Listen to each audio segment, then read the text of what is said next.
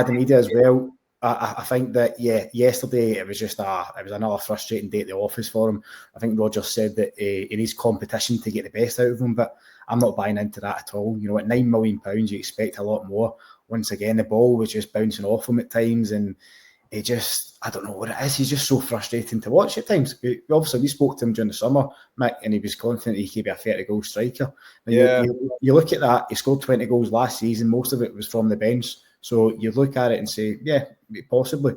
But it shouldn't take another striker to come in to get the best out of you. And that's essentially what Roger said yesterday. You know, this is his chance to stake his claim to be the number one striker at Celtic, and he's simply not doing enough. And I don't know if it's whether it's through a lack of trying, a lack of effort. I'm not really sure about that. But it's just, like you say, I don't think he was ever really brought in to be the number one striker. And now he's got the jersey at the minute. He's not. I don't think he's taking his chance with both hands, which he should be doing. He just looked out of sorts yesterday again. Nothing really fell for him. And his hold-up play is what I think will frustrate people the most. He seems incapable of holding the ball, doesn't he?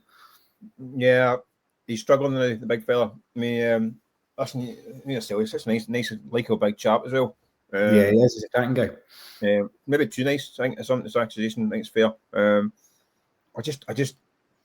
He's just not imposing him, getting himself in games enough.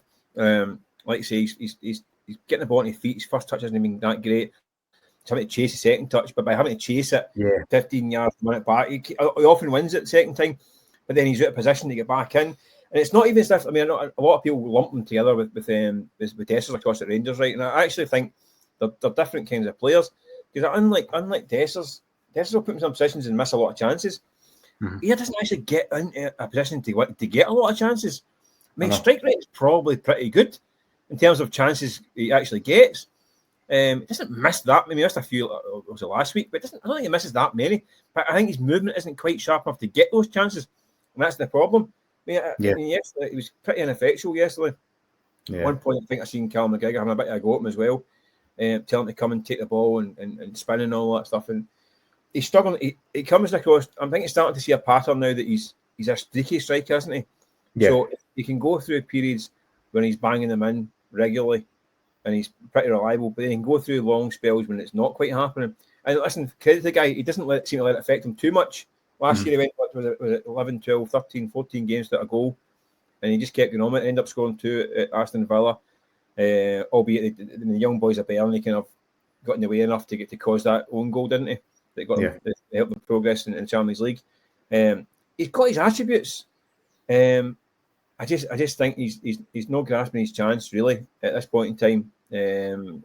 I mean, like I say, I think he's a big game player. He scored 2 against Aston Villa. He's got a good record against Rangers. We all know about the Scottish Cup final goal. He scored 2 at Ibrox. So when he is on form, he can be a handful and he can score goals. But it's consistency.